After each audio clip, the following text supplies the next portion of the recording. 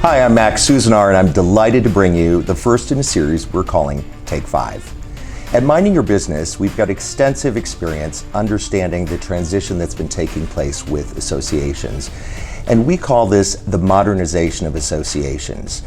Essentially, we're looking at all the changes that have taken place: globalization, demand for higher ROI, loss of membership, trying to build community, ensuring that associations are still relevant and can act on their missions, but yet have a sustainability and can grow so that they can benefit all those in their community.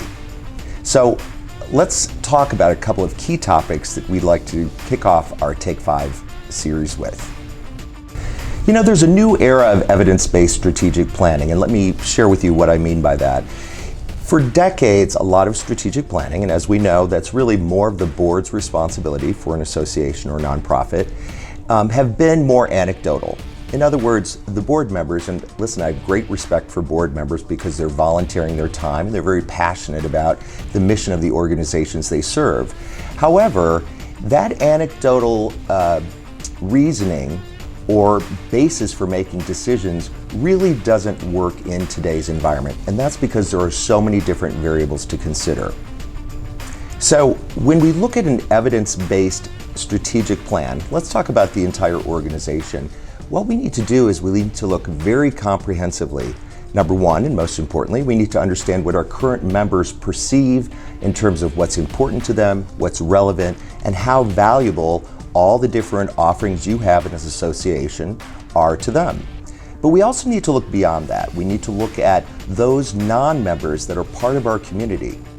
So for example, if I'm not a member of your association, but yet I go to your annual meeting once every 3 years, I'm really part of your community. So just as you would have an awareness of your members and you're trying to get data and information about what their preferences and needs are, you really should start focusing on non-members, people that are part of your community. So when we talk about evidence-based, again, we're looking at what are those member preferences, and that requires research in the form of qualitative and quantitative surveys, stakeholder interviews, etc. But we also want to expand that because what's really important is that you've got a lot of competition. Every organization does. So we need to understand what other professional organizations and societies are doing to provide goods and services to their members or to their communities, and also understand what's happening bigger picture in the marketplace. A lot of that can be accomplished by taking a look at an environmental scan and finding out where are the strengths, weaknesses, opportunities, and threats that are facing your association today, and how you are providing value, and where are those opportunities to increase the value and increase the audience that you have, whether that be through members or through transactional relationships like those I just referenced in terms of non-members coming to your annual meeting. When you're developing a strategic plan, you need to look at all of the research, you need to look at data analysis. So you need to understand patterns, like how frequently do your members attend your annual meeting? How often do they volunteer? Who are the most likely to recommend going to your meeting or being part of your association? Collectively, all of that data helps to mine and identify opportunities. There are some common mistakes that we see that are made when developing strategic plans for organizations. And by the way, strategic planning is not just organization-wide. You should be focused on strategic planning for membership, have a strategic plan for driving attendance at your annual meeting, etc. But let's talk about two things that are key. The first is that boards make decisions anecdotally. So in other words, in the past, most boards have gotten together, they're very impassioned, have the best intentions for the association. However, they may not have all the facts and figures, and in today's marketplace, we need to look at data. So data analysis, research analysis, so that we truly start to understand all of our constituents, what their needs are, and be able to create customized experiences and value propositions for them. So that's the first error, is that decision made anecdotally without the use of true metrics and data to measure by.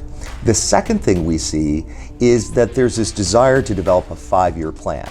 Now, while that was true even in corporate America years ago, Because of all the changing conditions, the rapidly changing segments of audiences that we're serving, what they expect, the ROI, globalization, speed of technology, new competitors coming into the marketplace, there's a plethora of other dynamic disruptors that are taking place. And so we need to keep a pulse very closely on who our audiences are, who we serve, and how we can best serve them.